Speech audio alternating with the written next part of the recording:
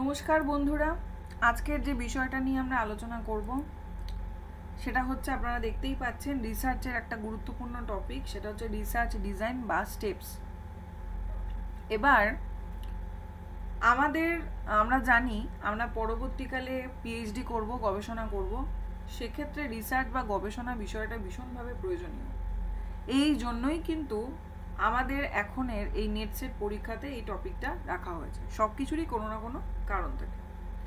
এইবার রিসার্চ যে আমরা করব, গবেষণা যে করব, তার একটা অন্যান্য এক্সপেরিমেন্ট বলুন বা যে কোনো রিসার্চের বলুন, কিছু কিছু ধরন তো থাকেই, বা কিছু কিছু স্টেপ থাকে কিভাবে করা হয়।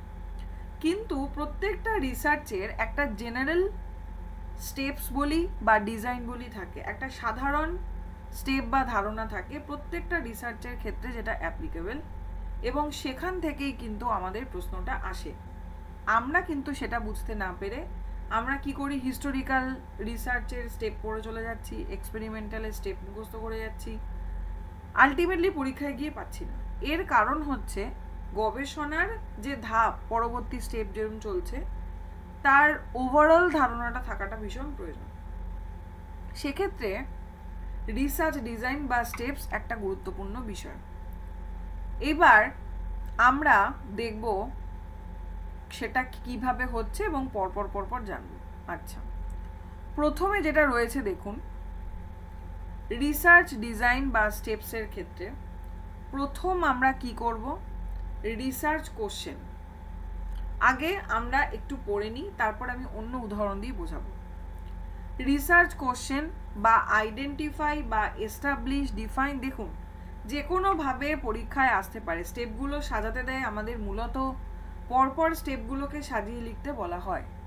এবং এই যে নামগুলো রয়েছে যা কিছুই, প্রত্যেকটাই ইম্পর্টেন্ট, কারণ যে কোনো নামে আসতে পারে। আইডেন্টিফাই রিসার্চ প্রবলেম আসতে পারে, এস্টাবলিশ ডিফাইন প্রবলেম আসতে পারে, রিসার্চ কোশ্চেন লেখা আসতে পারে, সবকটার মানেই কিন্তু সেম।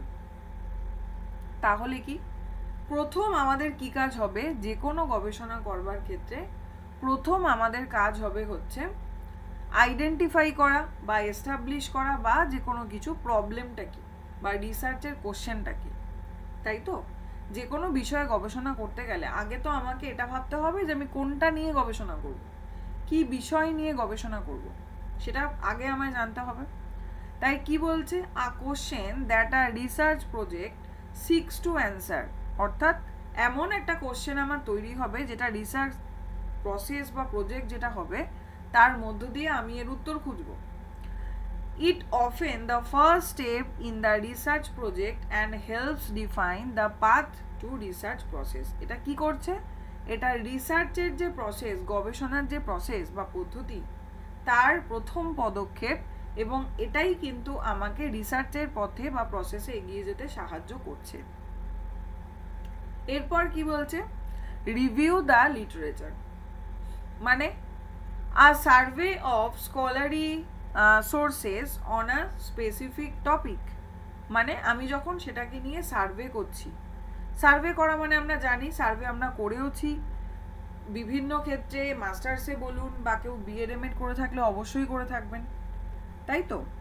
তাহলে সেক্ষেত্রে কি হচ্ছে, স্কলারি সোর্সেস থেকে যখন আমরা কি করছি, স্পেসিফিক টপিক, যে টপিকটা অর্থাৎ যে কোশ্চেনটা আমার ব্রেনে এসেছে রিসার্চের, সেইটা নিয়ে আমি এখন খোঁজাখুঁজি শুরু করছি।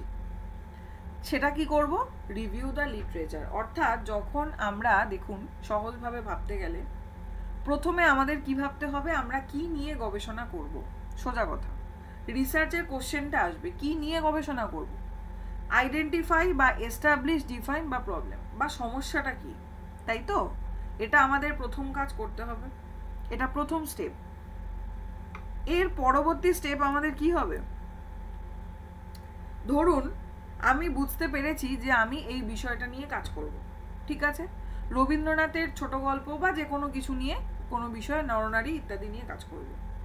এবার আমাকে তো এটা দেখতে হবে যে সেই বিষয় এখনো অবধি কি কি কাজ হয়েছে এবং কারা কারা করেছেন, এবং সেগুলোকে পড়া, যে কোন জায়গাগুলো তারা ছুঁয়ে গেছেন এবং কোন জায়গাটা বাকি রয়েছে যেটা নিয়ে ভবিষ্যতে কিছু ভাবা যেতে পারে। তাহলে এটা করতে গেলে আমায় কি করতে হবে? Review the literature. অর্থাৎ আমাকে দেখতে হবে যারা যারা রিসার্চ করেছেন, যে কোনো রিসার্চ পেপার জমা দিয়েছেন, শোধগঙ্গা বলি, গঙ্গোত্রী বলি, যে কোনো ওয়েবসাইটে গিয়ে আমাকে ওই পার্টিকুলার রিসার্চের টপিকটাকে খুঁজে বার করতে হবে এবং সেটা নিয়ে কত ধরনের কাজ হয়েছে, কি কি কাজ হয়েছে, সেগুলোকে আমাকে পুরোপুরি পড়তে হবে। রিডিং, দেখুন লেখা রয়েছে রিডিং, অ্যানালাইজিং, এভ্যালুয়েটিং, সামারাইজিং, সমস্তগুলো করতে হবে স্কলারি লিটারেচার, তাই তো? তারপরেই তো আমরা বুঝতে পারবো যে আচ্ছা ইনি এইভাবে করেছেন, উনি ওভাবে করেছেন, তিনি সেভাবে করেছেন, এবং আমাদের গবেষণা সম্পর্কে ধারণাটাও তৈরি হবে। তাই পরবর্তী স্টেপ কি হয়? Review the literature.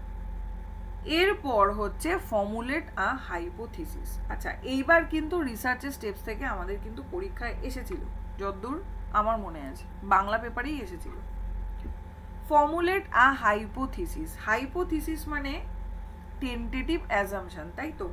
কোনো বিষয় সম্পর্কে আমরা কিছু অনুমান করছি। অর্থাৎ ধরা যাক, একটা ছোট্ট কথায় বলি, কারোর বাড়িতে চুরি হয়েছে, ঠিক আছে, এবং সেই দিন বাড়িতে হয়তো আমার বাড়িতে ধরা যাক কোনো জিনিস চুরি হয়েছে এবং সেই দিন আমার বাড়িতে দুজন এসেছিলেন, ঠিক আছে, বা আমি কোথায় কোথায় রাখতে পারি বা কিভাবে হারাতে পারে।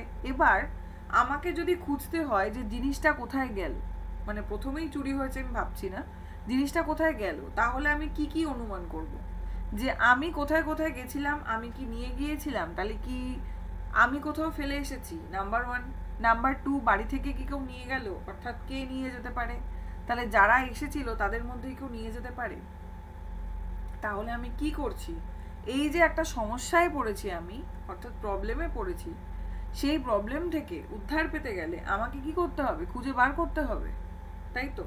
এই খুঁজে বার করার জন্য আমার একটা হাইপোথিসিস তৈরি করে নিচ্ছি মনে মনে, যে হয়তো এটা হবে, এটা না হলে ওটা হতে পারে, ওটা না হলে এটা হবে। এবং পরবর্তীকালে আমরা কি করব? সবকটা অ্যাপ্লাই করে দেখব যে কোনটা ঠিক, তাহলে বুঝতে পারবো আমাদের অনুমান বা হাইপোথিসিস ঠিক কিনা নাকি ঠিক নয়। এইটা হচ্ছে সহজ চলতি কথায় বাংলায় বলতে গেলে হাইপোথিসিস। খুব কঠিন মনে হয় শব্দটা, সহজভাবে আমি বোঝানোর চেষ্টা করলাম। তাহলে কি? Tentative statement about the expected relationship between two or more variable. Variable অর্থাৎ চলক, যেই দুটো নিয়ে আমি কাজ করছি, যে বিষয় নিয়ে আমি কাজ করছি, তাই তো, তার সম্পর্কে যে একটা অনুমান আমি করলাম, সেটা হচ্ছে ফর্মুলেটা হাইপোথিসিস। এরপর আমি একটা কুকিং এক্সাম্পল দিয়েও আমি এটা বোঝাবো, আশা করি ওটা আরো ভালো বোঝা যাবে।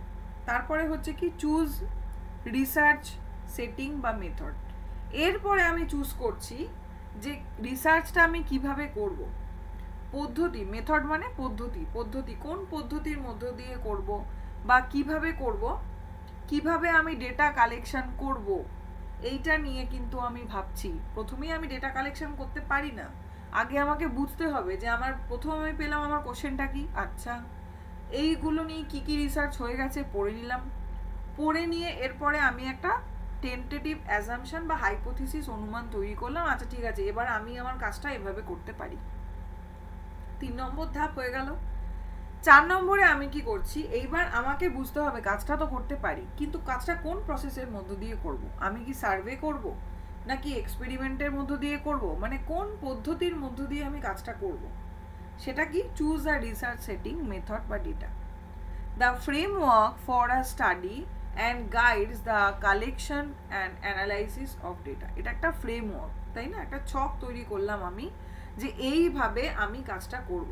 যেমন দেখবেন আগে আমরা কি বলবো, অনেকটা পুরনো মোগল সাম্রাজ্য, এই ইতিহাস আমরা পড়েছি, বিভিন্ন সিনেমা দেখেছি, সেখানে আমরা দেখেছি যে এরা যুদ্ধের আগে একটা ছক তৈরি করে রাখে, দিকগুলো এখান থেকে সৈন্য আক্রমণ হতে পারে, তাহলে এভাবে এলে আমরা এভাবে করব, ওভাবে যাব।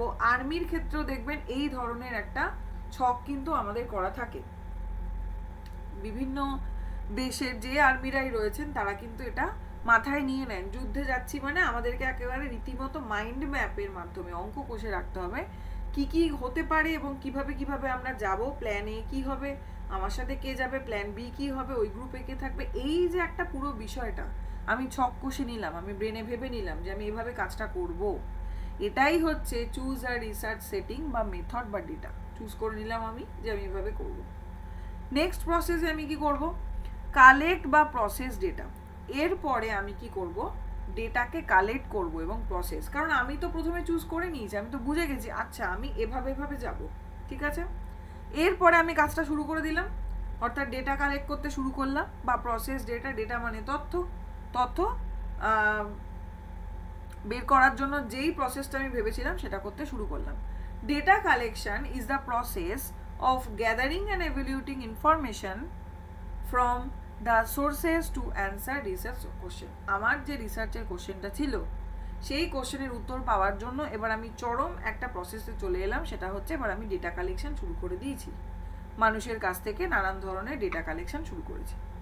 এর পরবর্তী পর্যায়ে আমি কি করব? অ্যানালাইসিস ডেটা বা interpreting data or hypothesis testing. তাহলে কি হলো? এবার আমি ডেটা কালেক্ট করে ফেলেছি, অর্থাৎ কে কি উত্তর দিয়েছে, কি কি হতে পারে সমস্ত কিছু কালেক্ট করে আমি চলে এসেছি বাড়িতে। এবার আমি কি করব? অ্যানালাইজ করব, ডেটাটাকে বোঝার চেষ্টা করব, তাই তো। এবং আমার যে একটা হাইপোথিসিস ছিল, অর্থাৎ আমি যে অনুমান করেছিলাম যে এভাবে এভাবে মনে হয় কাজটা করলে হবে, সেই অনুমানটা কতটা অ্যাকিউরেটলি মিলল নাকি মিলল না, আদৌ কি আমার যে চিন্তা ভাবনা ছিল বিষয়টা সম্পর্কে যেভাবে করলে এরকম হলেও হতে পারে সেটার সাথে কি খাপ খাচ্ছে না খাচ্ছে না। তাহলে কি করলাম? আমি ডেটা কালেক্ট করার পরে এরপরে আমি ডেটাটাকে বিশ্লেষণ করলাম, মানে বুঝতে শুরু করলাম, ইন্টারপ্রিটিং ডেটা বা হাইপোথিসিস টেস্ট করতে শুরু করলাম। সবার লাস্ট আমি কি করব? আমি টেস্ট করলাম, করার পরে আমি শেয়ার করব, তাই তো।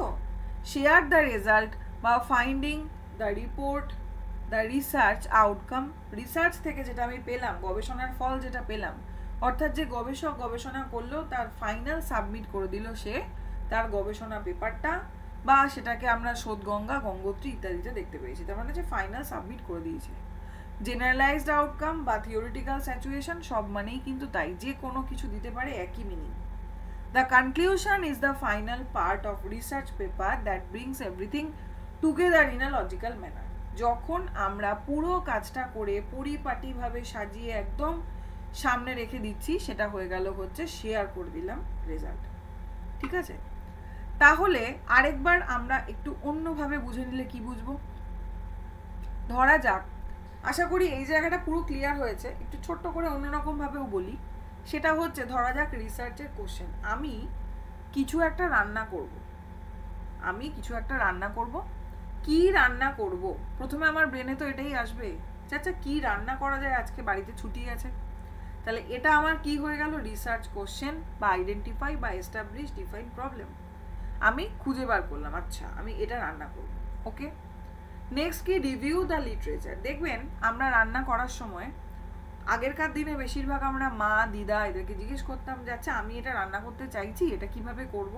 কারণ আমার তো কোনো আইডিয়াই নেই বিষয়টা সম্পর্কে। যদি আমার আইডিয়া না থাকে, যদি আমি গ্যাস জ্বালাতেই না পারি, তাহলে আমি কি করে করব? আমার তো ওইটুকু আইডিয়া থাকতে হবে। বা যে কোনো রান্না, পায়েস রান্না হোক, যে কোনো কিছু, আমি তাকে জানতে হবে চিকেনটা কিভাবে করে, পায়েসটা কিভাবে করে। তাহলে সেই প্রসেসটা কারোর না কারোর থেকে আমি শুনবো। হতে পারে সেটা আমার আত্মীয় স্বজনের কাছ থেকে জানলাম। আজকের ডেটে ইউটিউব রয়েছে, ধরা যাক আমি ইউটিউবে ওই রান্নাটা উপরে লিখলাম, টাইপ করলাম, এবং বিভিন্ন আমরা পরপর পেয়ে যাবো এভাবে এভাবে করছে। যে কোনো একটা খুলে আমরা দেখলাম বা অনেকগুলো দেখলাম, দেখে কি করলাম? এটা কি করলাম? রিভিউ দ্য লিটারেচার, অর্থাৎ যারা করে ফেলেছে অলরেডি রান্নাটা, তাদেরটা দেখে আমি বোঝার চেষ্টা করলাম যে আচ্ছা এটা এভাবে করতে হয়, ওকে। নেক্সট কি করলাম? ফর্মুলেট আ হাইপোথিসিস। এবার আমাকে তো করতে হবে, তাহলে আমি ওদেরটা দেখেই হয়ে গেলেই তো হবে না। এবার তাহলে আমি কি করলাম? নিজে একটা আইডিয়া পেলাম, আচ্ছা অনুমান পেলাম, ওকে তার মানে আমি এভাবে করতে পারি। এবার আমি ওর মধ্যে কিছু এক্সপেরিমেন্ট আনতে পারি। যেমন উনি হয়তো আদা দিয়েছিলেন, আমি আদাটা দিলাম না, বা উনি হিং দেননি, আমার মনে হলো রান্নাটা একটু হিং দিই, এভাবেও আমি করতে পারি। তাহলে এখানে আমার ক্রিয়েটিভিটি। যাই হোক, তাহলে এটা কি হলো? Formulate hypothesis. আমি একটা মনে মনে ভেবে নিলাম, ওকে আমি না এভাবে মনে হয় এভাবে কাজটা করলে ঠিক হবে, আই থিঙ্ক। তারপর কি হলো? Choose the research setting method বা ডেটা। এইবার আমি প্ল্যান করলাম যে আমি কিভাবে করব। আমি প্রথমে এটা করব, তারপরে এই মশলাটা দেব, এটা ম্যারিনেট করব, ওটা ওভাবে করব, এটা এভাবে করব। এটা কিন্তু আমি ভেবে রাখলাম, ছক কষে রাখলাম, ওকে এইভাবে কাজটা শুরু হোক। তাহলে প্রথমে আমি জিনিসগুলোকে কেটে নিই, তারপরে আমি কড়াইতে তেল দিই, এভাবে শুরু করি। এটা আমি ব্রেনে প্ল্যান করে রেখে দিলাম, ঠিক আছে।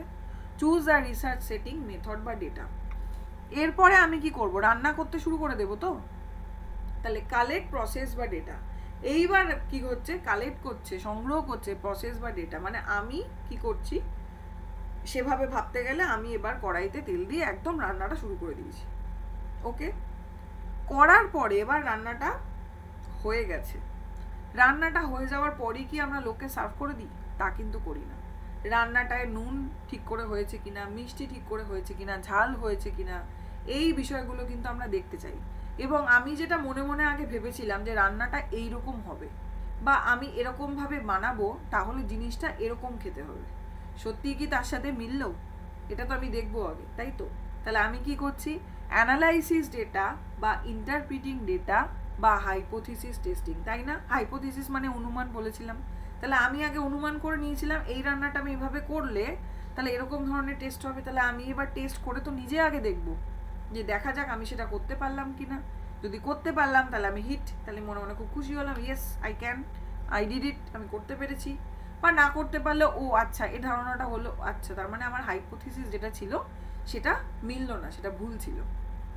ওকে, তাহলে কি অ্যানালাইসিস ডেটা মানে যখন আমি বিশ্লেষণ করে দেখলাম ডেটাটাকে, মানে যখন আমি রান্নাটাকে নিজে চেখে খেয়ে দেখলাম, বোঝা গেল? তাহলে এটা হলো অ্যানালাইসিস ডেটা।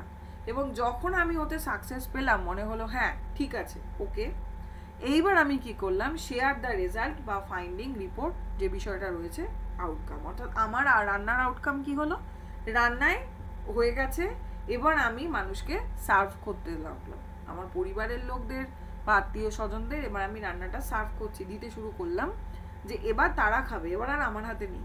তাই আমি কি করলাম, আমার কাজ হয়ে গেছে, শেয়ার দ্য রেজাল্ট। এবার আমি আমার রেজাল্টটাকে শেয়ার করলাম, বা finding or report the research outcome বা জেনারেলাইজড আউটকাম বা থিওরিটিক্যাল স্যাচুয়েশন। প্রত্যেকটার মানে তাই, এর মধ্যে থেকে যে কোনো একটা তুলে দিতে পারে, ঘাবড়ে যাবেন না, প্রত্যেকটা সেম মানে দাঁড়াচ্ছে।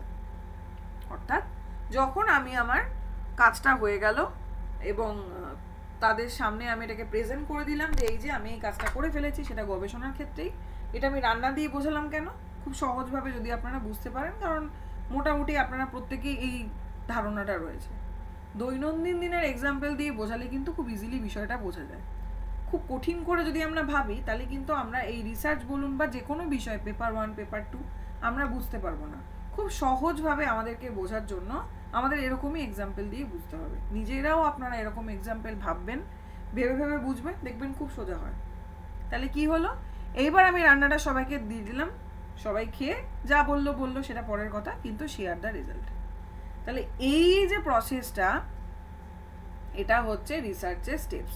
তাহলে একবার নামগুলো আমরা একটু চোখ বুলিয়ে নিই, আমার সাথে সাথে আপনারাও বলুন।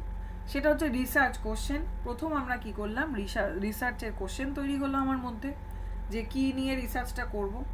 এরপর হচ্ছে রিভিউ দ্য লিটারেচার, অর্থাৎ রিভিউ করতে শুরু করে দিলাম, মানে বাংলায় কি বলে, সাহিত্য পর্যালোচনা সম্ভবত। তাহলে সেটা আমরা কি করলাম, এই বিষয়ে কে কি কাজ করেছে না করেছে দেখতে শুরু করলাম।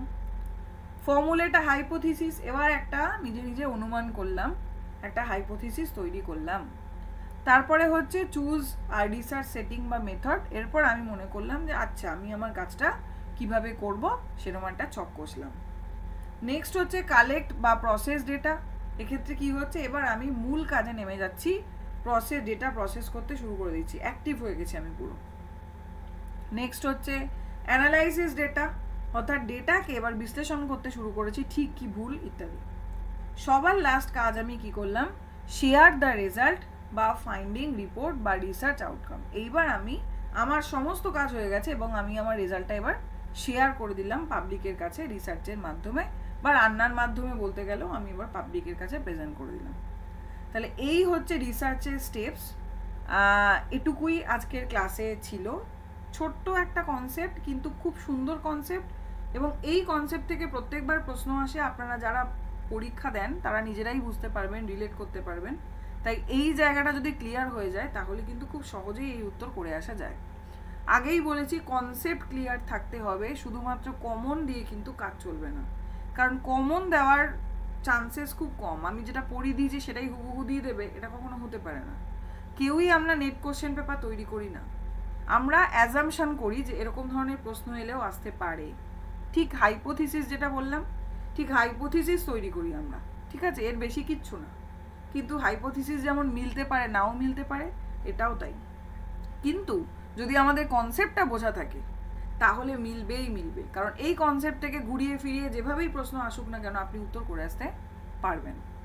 তাই এই ক্লাসটা দেখে নেবেন, যদি কোনো দিকে অসুবিধা হয় আপনি আরেকবার রিপিট করে শুনে নেবেন, তাহলে বুঝতে পারবেন। তারপরেও সমস্যা হলে আমাকে অবশ্যই আপনারা কমেন্টে জানাবেন, আমি আপনাদের সাহায্য করার অবশ্যই চেষ্টা করব।